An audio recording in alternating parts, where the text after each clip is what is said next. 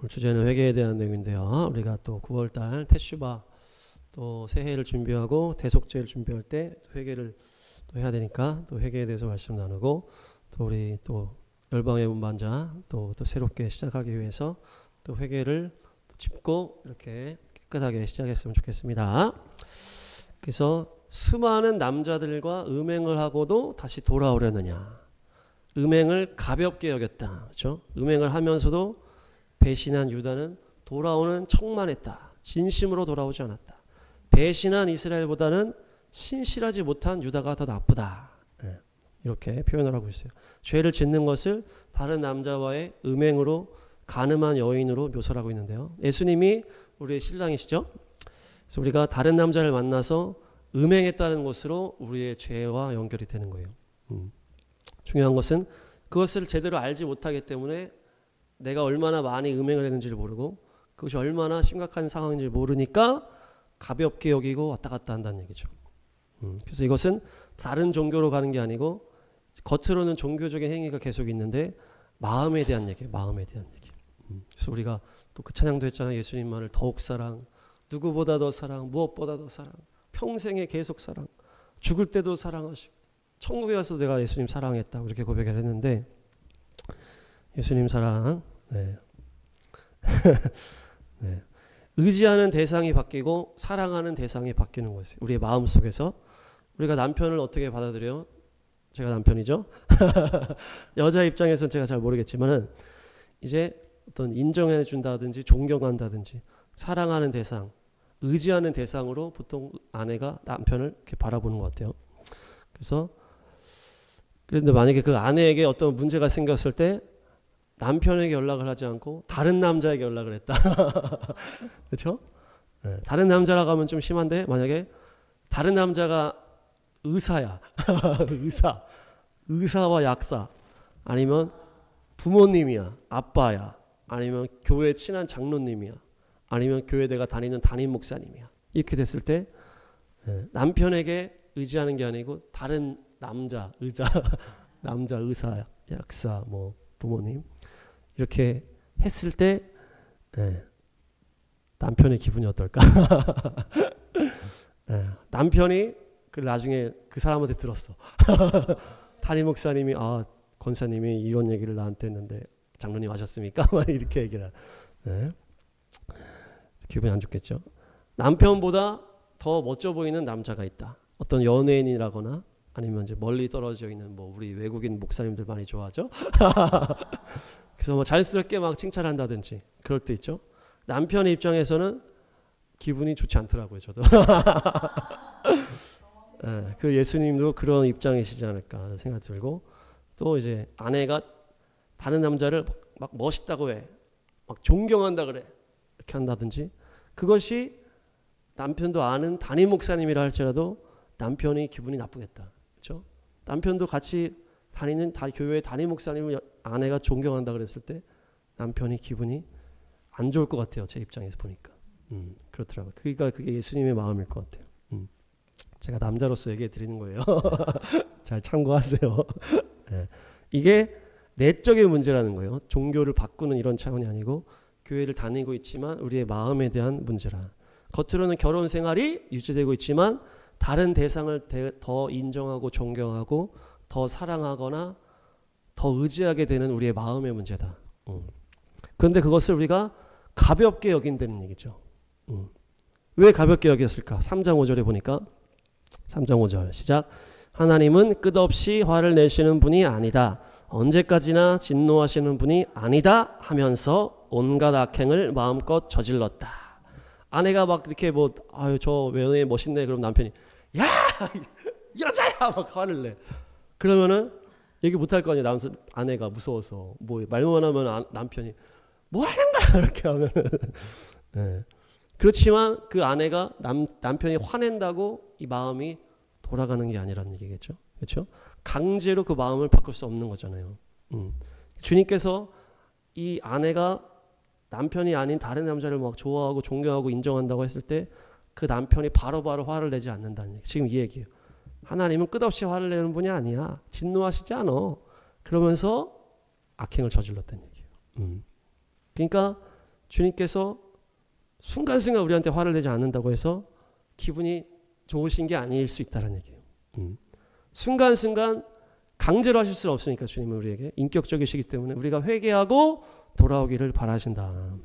그래서 다시 저 아내가 마음을 나한테 돌이켰으면 좋겠다. 내가 화내서 돌이키는 게 아니고 내가 뭐라 해서 돌이키는 게 아니고 그가 스스로 그 마음의 회개가 일어나서 내가 내 남편을 더 사랑해야지. 내 예수님을 더 사랑해야지. 이렇게 존경하고 의지하고 사랑하게 되기를 기다리시고 회개하기를 기다리신다는 얘기예요. 그러니까 바로바로 화를 내지 않는 게 우리가 가볍게 여기는 이유라는 얘기예요. 그래서 우리 마음이 남편이 아닌 다른 대상에게 가는 것을 우리가 가볍게 여기지 마시기 바랍니다. 그리고 또 뭐라 그래요? 돌아오는 척만 하고 이렇게 얘기를 하죠. 진심으로 돌아오지 않았다. 마음이 전체가 다 돌아오지 않았다는 얘기예요. 그러니까 그것도 이거는 주님이 기뻐하지 않으신다. 주님은 우리의 마음을 다 보시니까. 우리도 우리의 마음 모를 때가 있잖아요. 내가 돌아갔다고 생각하지만 돌아가는 척만 한 거예요. 주님 앞에. 주님께 회개를 했지만 진심으로 회개하지 않았다는 얘기예요. 그거를 나는 몰라. 근데 주님은 우리의 마음을 보신다. 그러니까 이 회개의 지금 마음은 디테일한 마음의 문제라는 얘기예요. 그렇기 때문에 누가 더 나쁘다? 북이스라엘은 애초부터 어떻게 했어요? 그 단과 브엘세바의 금송아지를 받고 시작했잖아요. 그 북이스라엘은. 그 남유다랑 나눠진 다음에 남유다에 예루살렘이 있으니까 여기 못 가게 하려고 금송아지를 박아놓고 여기서 예배해라. 그러면서 막 제사장도 마음대로 세우고 모든 걸 자기 마음대로 해가지고 북한과 같이 완전히 우상숭배로 아예 나라가 시작했단 말이에요. 그러니까 얘네들은 완전히 배신자의 포지션으로 시작을 했어. 배신자의 길이야. 그러니까 얘네들이 막 헤매는 거는 어쩔 수 없는 상황이란 얘기예요. 근데 남유다는 예루살렘에서 예배를 하고 하나님을 예배한다고 하고 제사를 드리고 또 이렇게 회개하고 예배한다고 하면서 마음에는 딴 데로 간다는 얘기예요. 하나님께 예배하면서 다른 걸 더 사랑하는 것이 남유다. 그래서 주님이 더 나쁘다고 얘기를 하는 거예요. 겉으로는 하나님께 예배를 하면서 속으로 뒤통수 치고 다른 것을 더 의지하고 사랑하는 것이 더 나쁘다는 거, 더 나쁘다. 그래서 주님이 북한을 안 여는 이유가 뭐 남한의 타락이다 이렇게 얘기를 하잖아요. 남한은 교회가 이렇게 많지만 그 신앙이 주님의 마음에 떠나 있다. 그렇기 때문에 타락했다. 그러니까 알고 타락하는 게 더 나쁘다는 얘기예요. 우리가 예수님을 인정하고 의지하고 사랑하고 있습니까? 아니면 다른 존재, 다른 어떤 것을 인정하고 의지하고 사랑하고 있습니까? 우선순위에서도 밀리면 이게 간음이 되는 거예요. 네. 아까도 살짝 얘기했지만 내가 남편 챙겨주는데 내가 이 순위로 이렇게 계속 챙겨주고 있는데 왜 이렇게 말이 많어? 이 순위로 맨날 챙겨주는데 왜 불만이야? 이렇게 하면은 그게 간음이란 얘기예요. 언제나 1순위가 되어야 된다는 얘기죠. 1순위가 안 됐을 때 그게 간음이란 얘기예요. 그러니까 우선순위가 예수님이 되어야 된다는 얘기죠.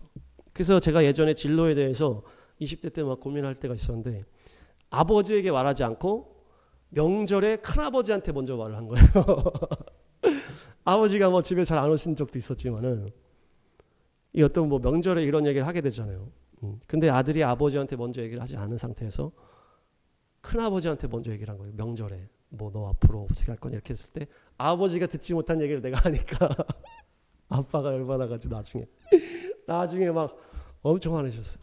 그러니까 이 우선순위에서 밀리는 게 우상숭배라는 얘기예요. 우선순위에서 밀리는 게. 우선순위에서 예수님만 1위로 언제나 하시기 바랍니다. 네. 3장 3절 보겠습니다. 3장 3절 시작. 그러므로 이른 비가 오지 않고 늦은 비도 내리지 않는데 너는 창녀처럼 뻔뻔스러운 얼굴을 하고 부끄러워하지도 않았다. 그러니까 우선순위가 바뀌고 내 신앙이 이렇게 잘못돼 가고 있으니까 이른 비도 없고 늦은 비도 없는 거예요. 주님의 은혜와 능력이 부어지지 않고 있는데 계속 우리는 뻔뻔스럽게 내 잘못을 모르고 있다는 얘기예요. 창녀처럼 창녀가 음란한 짓 할 때 모르잖아요. 그게 잘못됐다는 거예요. 똑같다는 얘기예요. 내가 지금 하나님의 마음에서 떠났는데도 겉으로는 똑같이 계속 신앙생활하고 있는 것을 창녀처럼 넌 뻔뻔스럽게 계속 부끄러워하지 않고 있구나. 이른 비와 늦은 비도 없는데 하나님의 은혜가 막 부어지는 것도 없는데도 너가 그것을 부끄러워하지 않고 모르고 있다. 뻔뻔스럽다. 이렇게. 네, 그런 것을 주님이 아주 싫어하신다는 얘기예요. 주님은 우리의 마음을 다 보신다 그랬죠. 그래서 외식을 싫어하시는 거예요. 마음이 안 보이시면 외식을 주님이 싫어하실 이유가 별로 없는데 마음이 다 보이니까 우리가 친구의 그걸 다 알고 있는데 친구가 막 내가 앞에서 막 거짓말하고 있으면 얼마나 짜증 나겠어요. 내가 다 알고 있는데 얘가 아는 척하고 있네 이거를 했을 때 그 마치 하나님도 똑같다는 얘기예요. 우리를 볼 때 주님은 우리의 마음을 정확하게 보이기 때문에 외식을 하지 말아라. 그게 앞뒤가 다르면 안 된다는 얘기를 지금 이렇게 뻔뻔하게 예배를 하고 있다고 얘기를 하시는 거예요. 예레미야 3장 2절 보겠습니다. 3장 2절 시작. 두 눈을 뜨고 저 벌거숭이 언덕들을 바라보아라. 네가 음행을 하여 더럽히지 않은 곳이 어디에 있느냐. 사막에 숨어서 사람을 기다리다가 물건을 터는 유목민처럼 너는 길거리마다 앉아서 남자들을 기다렸다. 너는 이렇게 내 음행과 악행으로 이 땅을 더럽혀 놓았다. 아멘.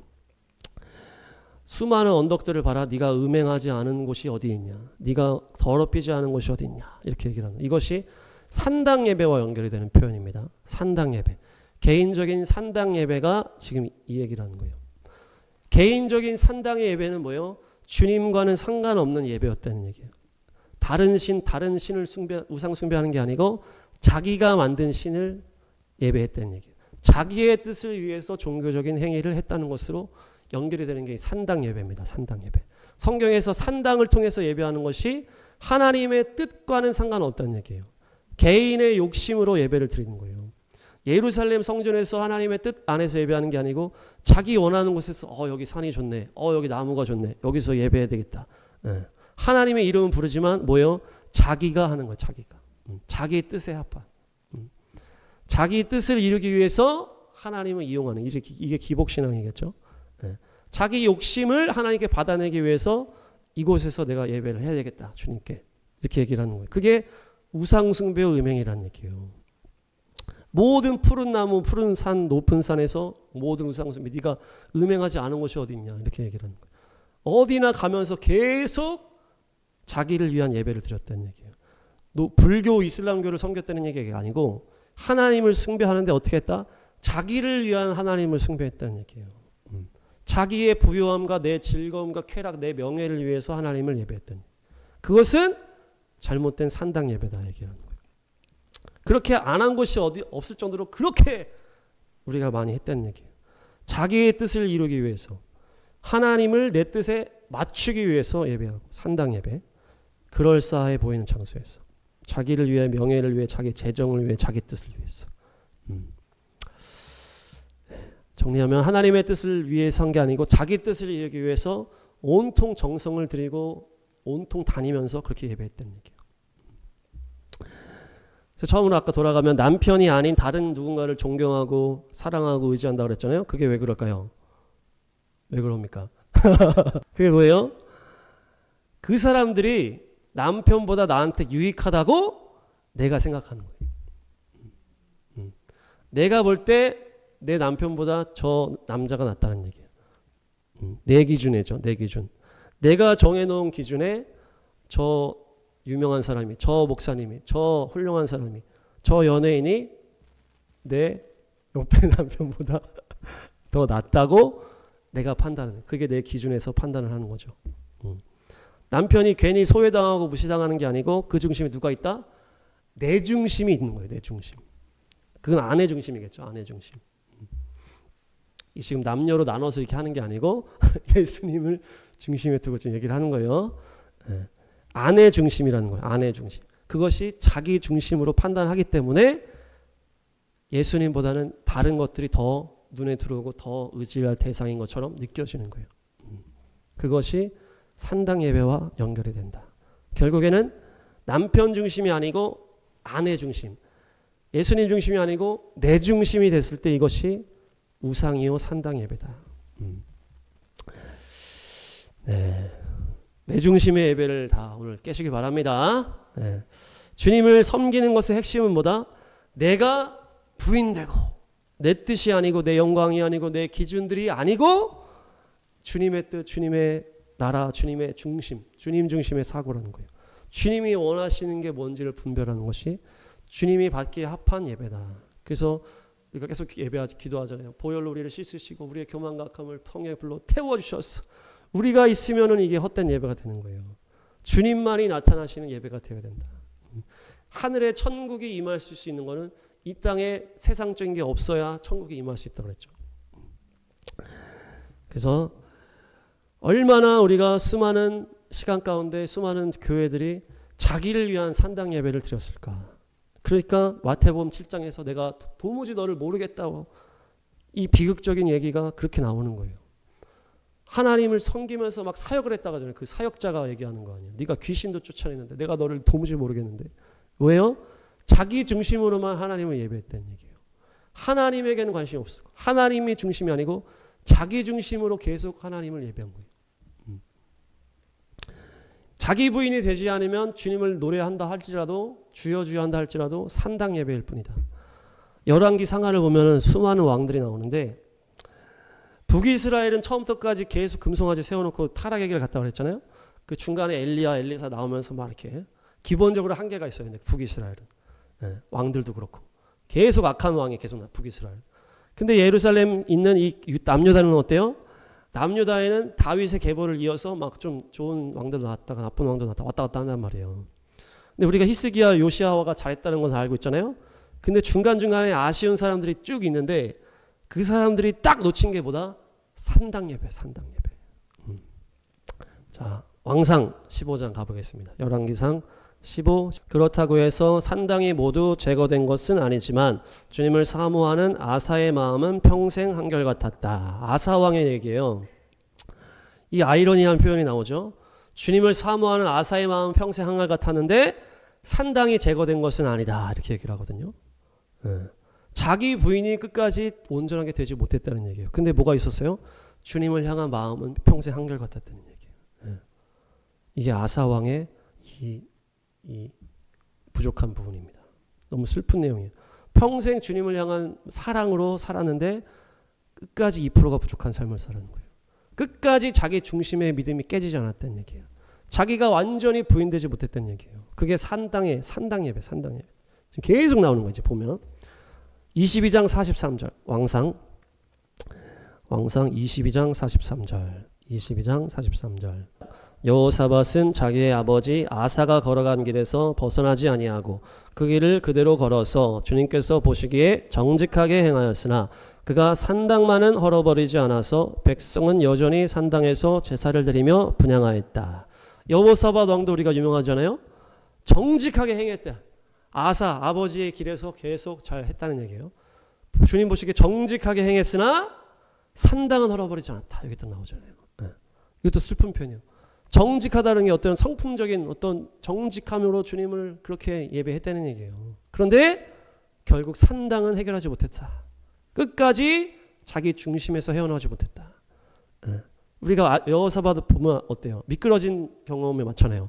악한 북이스라엘 아하방을 막 돕다가 오다가 막 욕먹고 근데 또 막 좀 회복된 다음에 막 또 누가 쳐들어왔을 때 막 예배해가지고 막 적들을 물리치잖아요. 여호사밧 왕이. 그래서 앞에 성가대를 세워서 예배를 하니까 앞에서 막 서로 싸워서 죽이고 이게 왔다 갔다 하잖아요. 이 왔다 갔다 했던 이유가 결국에는 뭐예요? 산당이 허물어지지 않았다는 얘기예요. 자기 중심의 신앙생활에서 벗어나지 못했다는 얘기예요. 여호사밧도 아사의 길에서 벗어나지 아니하고. 세 번째 모델 왕하 12장 요아스는 여호야다 제사장이 가르쳐준 대로 하였으므로 일생 동안 주님께서 보시기에 올바른 일을 하였다. 다만 산당을 제거하지 않아서 백성이 여전히 산당에서 제사를 지내고 향을 피웠다. 요아스도 이제 특별한 이 요아스는 누가 있냐면 여호야다라는 제사장이 옆에 있어요. 여호야다라는 제사장은 어때요? 이 요아스 위에 그 아달랴라는 왕비가 나타나가지고 다 죽여버린단 말이에요. 아달랴가 막 그 계보를 다 끊어버리려고 막 마귀가 사로잡혀가지고 다 죽이고 있을 때 요아스만 누가 숨긴 거예요. 완전 아기 때. 그러니까 이제 아달랴가 막 통치를 한 7년인가 했는데 이때 이 아달랴의 통치를 끊어버린 게 여호야다 제사장이에요. 그래서 제사장이 거사를 일으켜가지고 그 여호야다를 죽이고 요아스를 딱 왕으로 세우는 거예요. 그러면서 요아스를 어릴 때 왕으로 세워서 가는데 그러니까 옆에서 여호야다가 계속 코치해 줬겠죠. 믿음의 사람이니까 계속 옆에서 코치해줘서 요아스가 이렇게 믿음이 자라는데 이 산당을 제거하지 못했다는 게 지금 어떻게 나타납니까? 여호야다의 신앙의 그림자 아래에 있었다는 얘기예요. 계속 여호야다가 있을 때는 계속 그래도 주님 보시기에 올바른 일을 했다 그래. 그 성경을 보면은 이 요아스가 나중에 성일이 된 다음에 막 성전을 수리해야 되겠다. 그러면서 막 성전에 막 성전세도 받아들여가지고 막 수리를 하고 막 좋은 일을 막 합니다. 개혁을 막 해. 그렇게 하면서 계속 이제 뭐 믿음의 삶도 사는데 여호야다가 결국 죽은 다음에 망가져 버리는 거예요. 이 요아스가. 결국 여호야다 아들이 스가랴인데 이 스가랴가 이 타락한 왕에게 한마디 딱 했단 말이에요. 왕이 싫으시면 안 됩니다. 그러니까 요아스가 이 스가랴를 죽여버립니다. 자기를 키워준 그 여호야다의 아들인데 스가랴 선지자를 죽여버리는 거예요. 완전히 망하는 거죠. 재밌는 거는 이 여호야다 제사장이 언제까지 살았냐? 130살을 살았어요. 130살. 모세 시대에 그렇게 오래 산 사람이 없어요. 노아 홍수 이후에 하나님이 120세로 딱 했잖아요. 나이를 120세로 딱 했는데 이 여호야다는 130살까지 산 거야. 나도 최근에 알았어 이거. 130살까지 살았다. 이게 무슨 말입니까? 주님께서 이 요아스 왕이 혼자 온전하게 서기를 기다렸다는 얘기예요. 기다린 거예요. 여호야다가 옆에 있을 때는 잘했다 그랬잖아요. 여호야다가 있을 때만 잘하면 어떡해. 여호야가 없어도 잘 할 수 있도록 요아스가 스스로 서야 되는데 계속 스스로 못 서는 거야. 산당을 제거하지 않고 자기 부인이 되지 않고 그러니까 스스로 서지 못하고 계속 왔다 갔다 하다가 여호야다가 딱 죽는 순간에 믿음이 팍 떨어져 버리는 거예요. 그러니까 하나님이 참다 여호야다를 계속 살려준 것 같아요. 좀 더 살아봐. 더 살아라. 요아스를 위해서 더 살아 하다가 요아스는 결국 온전히 되지 못하고 여호야다는 결국 죽었어. 막 130세. 이 130살이라는 게 그런 의미가 있다. 슬픈 상황이죠. 결국 이 산당이라는 거는 결국 스스로 온전하게 서지 못했다고 연결이 되는. 다음 모델 또 있어요. 산당에 대한 내용 계속 나옵니다. 아마샤. 왕하 14장. 열왕기하 14장 3절 4절 시작. 아마샤는 주님께서 보시기에 올바른 일을 하기는 하였으나 그의 조상 다윗만큼은 하지 못하였고 아버지 요아스가 한 것만큼 하였다. 4절 그리하여 산당은 제거되지 않은 채로 백성은 여전히 산당에서 제사를 드리며 분향을 하고 있었다. 아멘. 다윗만큼은 못했다. 근데 요아스만큼은 했다는. 요아스가 아버지인데 근데 결국에 또 산당이 제거되지 못했다. 딱 얘기를 하는 거예요. 자기 부인이 되지 못했다는 얘기 또. 근데 앞에 뭐예요?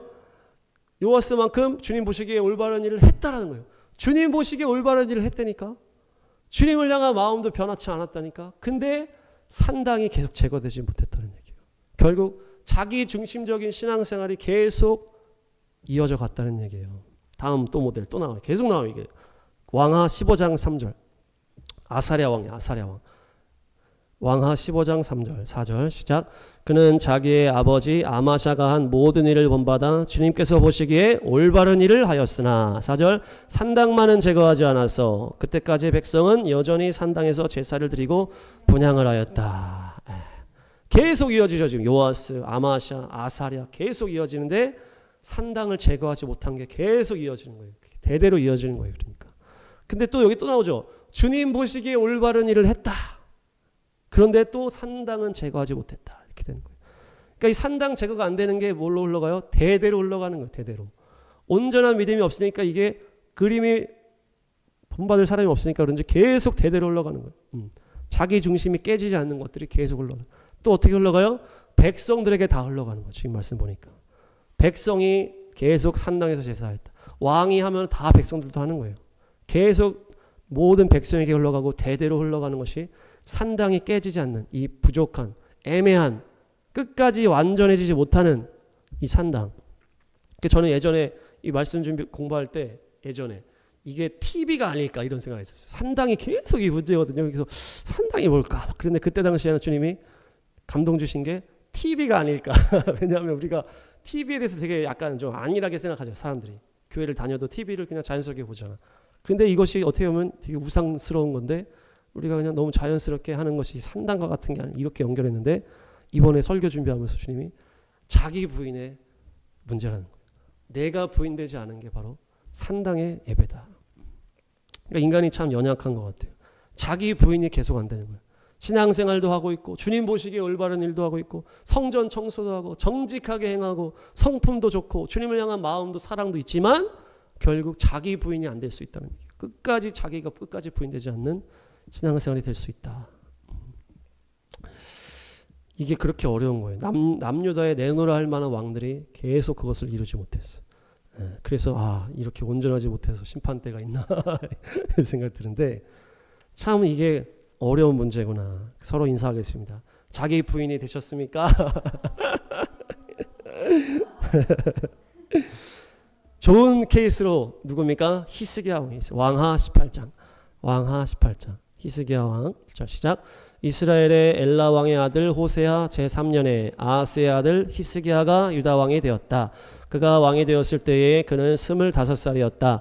그는 예루살렘에서 29해 동안 다스렸다. 그의 어머니 아비는 스가랴의 딸이다. 그는 조상 다윗이 한 모든 것을 그대로 본받아 주님께서 보시기에 올바른 일을 하였다. 그는 산당을 헐어버렸고 돌기둥들을 부수었으며 아세라 목상을 찍어버렸다.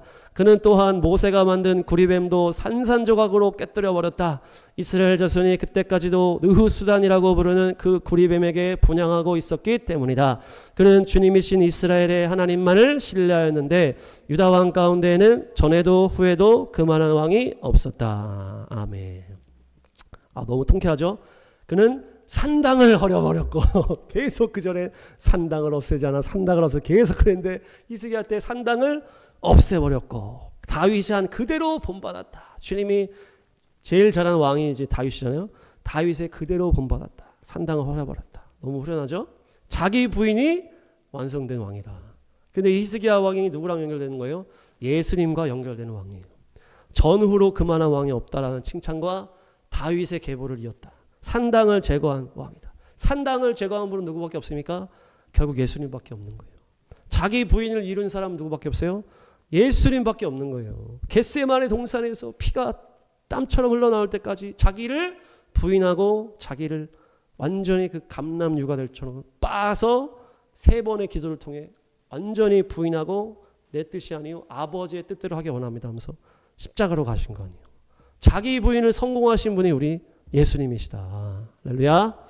그래서 이사야에서는 히스기야와 예수님을 연결하는 장면이 나오는데 이거 찾아보죠. 다 아시는 내용이에요.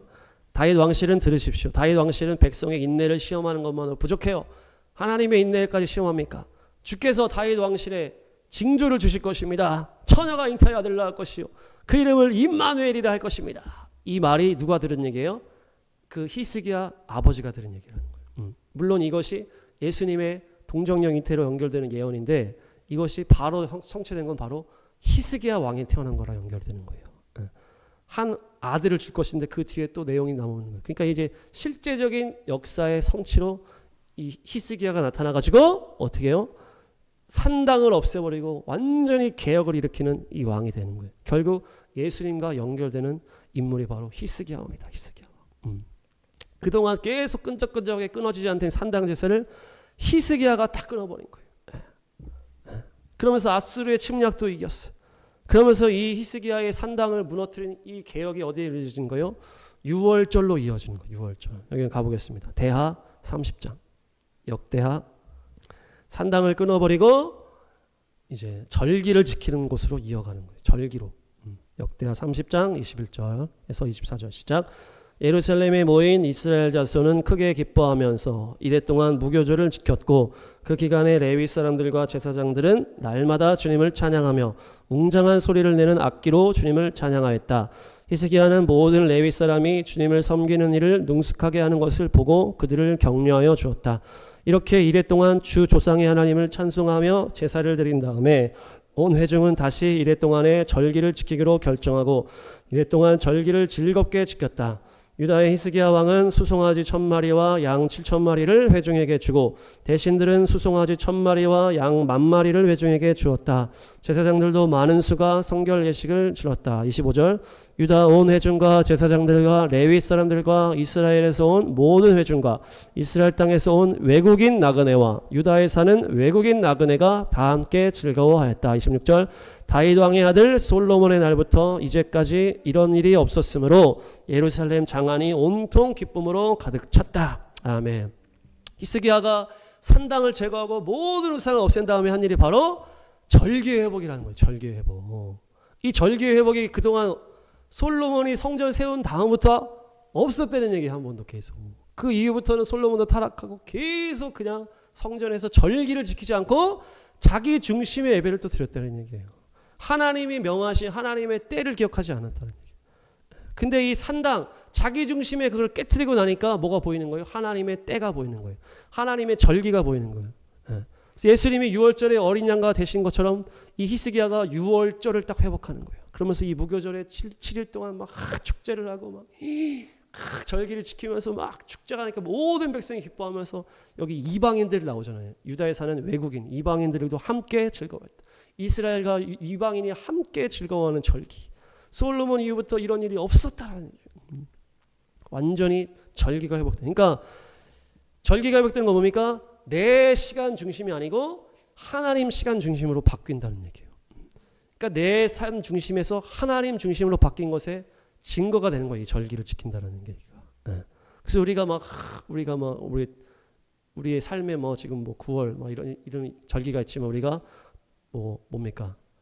그 유대력, 성경에서 나오는 그 유대력 해가지고 이제 뭐 좀 있으면 나팔절 있고 하잖아요. 그 하나님의 절기를 기억하고 그 하나님의 시간표를 우리가 기억하려고 막 하는 게 자기 부인의 이게 또 결과로 연결이 되는 거란 얘기예요.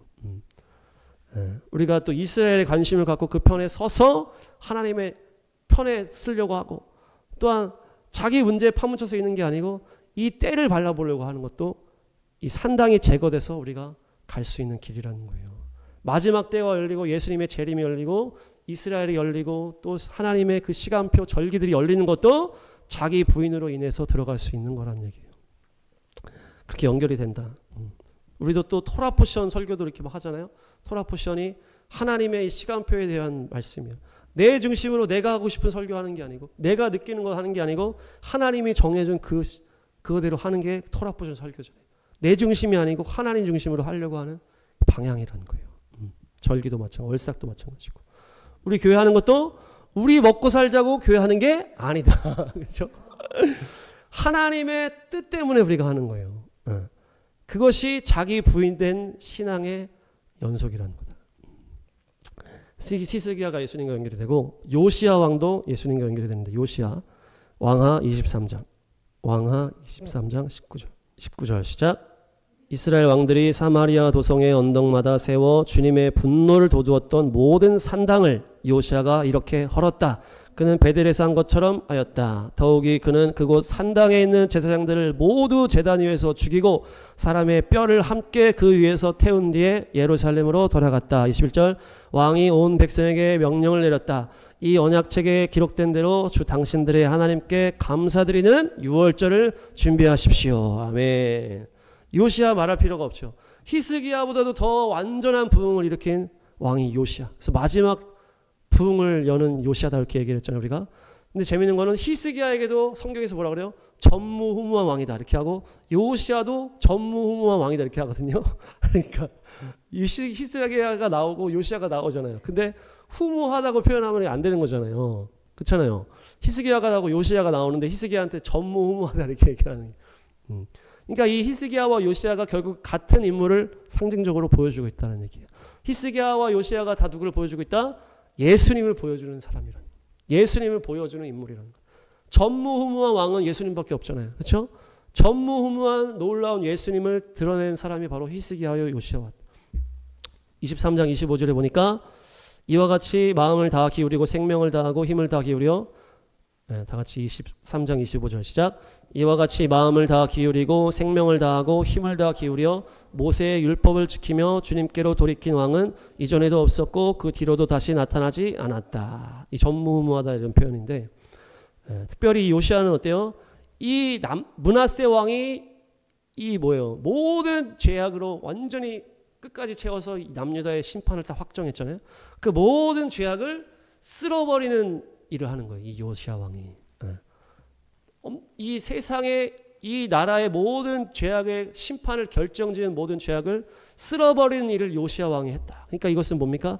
마지막 때 이 세상의 죄악에 가득 찼을 때 그 모든 죄악을 쓸어버리는 예수님의 재림과 연결되는 인물이 바로 요시야다. 그래서 히스기야는 아까 처녀가 잉태의 아들을 낳을 것이 그 이름을 임마누엘이라 하리라. 이 말씀과 연결되는 게 히스기야. 히스기야는 뭡니까? 예수님을 상징하는데 예수님의 초림을 상징하는.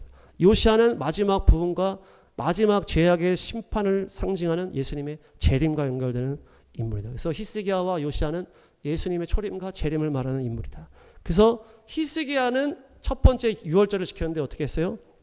완전한 유월절을 지키지 못했어요. 그래서 시간이 늦어졌기 때문에 두 번째 달에 지켰다 이렇게 하거든요.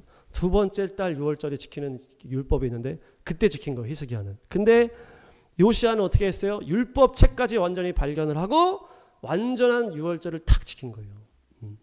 그런 사람이 없었는데 완전한 유월절을 지키면서 완성한 왕이 바로 요시야 왕이다. 그래서 이 요시야 왕은 완전한 심판을 이루는 예수님의 재림과 연결되는 일이요.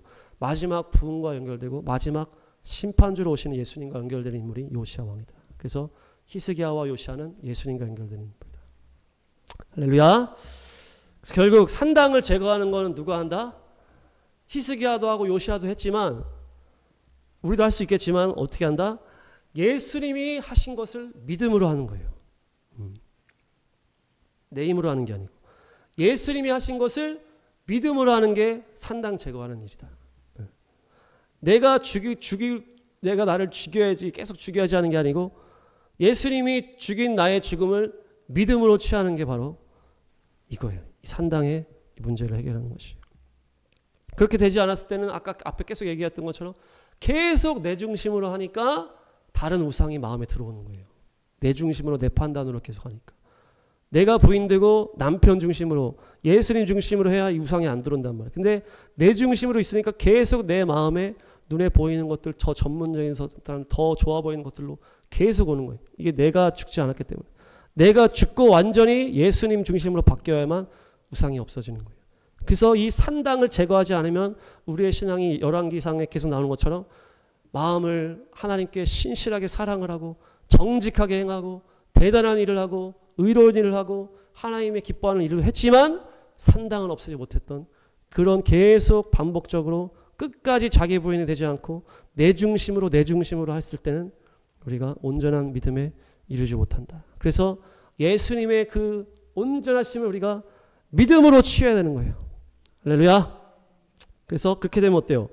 예수님이 십자가에서 죽었기 때문에 나도 죽었다라고 선언하는 거예요. 네. 그래서 나는 결국 시체일 뿐이다. 나는 nothing이다. 죄덩어리 나는 죽어야 마땅하고 이미 나는 죽었다라는 거. 죽었다. 나는 죽었다. 그래서 이것이 이제 자기 부인의 믿음의 완성이에요. 그래서 갈라디아서 22장 20절이죠. 네. 그것을 말로만 하는 게 아니고 완전히 내가 죽음을 이제 믿음으로 취해서 온전히 이루는 것이 이 말씀이에요. 내가 죽으면 어때요? 내가 화낼 일도 없는 거죠. 그렇죠? 죽은 사람을 아무리 찔러보고 막 욕해보세요. 화를 냅니까? 네. 그리고 두려울 필요도 없는 거예요. 죽은 사람한테 뭐 두려움이 있어요. 걱정도 없는 거예요. 네. 또 뭐도 없어요? 내가 해야 될 목표도 없는 거예요. 사실은. 내가 죽었기 때문에. 네. 내가 뭘 책임질 필요도 없는 거예요. 사실은. 내가 죽었기 때문에. 내가 완전히 죽는 것을 내가 믿었다면은 화낼 일도 없고 두려울 문제도 없고 걱정할 것도 없고 내가 뭔가 하려고 내 의지로 내가 성취하려고 할 것도 없고 내가 책임지려고 뭐 할 필요도 없다는 얘기예요. 네. 내가 죽었기 때문에. 그러면 내가 죽는 만큼 예수님이 역사하시는 거예요. 내가 완전히 죽으면 예수님만 나타나시는 거예요. 그것이 산당을 쓸어버리는 믿음이에요. 내 중심이 아니고 내가 핸들링 하려고 하는 게 아니고 내가 애매하게 남아있어서 성품도 좋고 뭐 사랑도 있고 하지만 내가 사역도 했지만 내 중심에서 이동하지 못하면 끝까지 애매한 마무리가 되는 거예요. 그래서 믿음으로 선포하시기 바랍니다. 자, 한번 선포하겠습니다. 자기 이름을 넣으시고 나 박의준은 이미 십자가에서 죽었습니다. 나는 완전히 죽었습니다. 나는 죽었습니다. 예수님만 사십니다. 네. 내가 그리스도와 함께 십자가에 못 박혔나니 그런즉 이제는 내가 사는 것이 아니요 오직 내 안에 그리스도께서 사신 것이라. 이제 내가 육체 가운데 사는 것은 나를 사랑하사 자기 자신을 버리신 하나님의 아들을 믿는 믿음 안에서 사는 것이라. 이것을 우리가 믿는 것이 아니고 아들의 믿음으로 산다. 이렇게 이제 원어적으로 본다고 그랬죠. 아들의 믿음. 주님이 그냥 내 안에서 주님이 사시는 거예요. 내가 죽었음을 믿음으로 취하시고 산당을 오늘부로 끝장내시고 완전한 거룩함으로 주님께 핸들을 드림으로 자유함을 누리시기 바랍니다. 그런 은혜가 있을 줄로 믿습니다.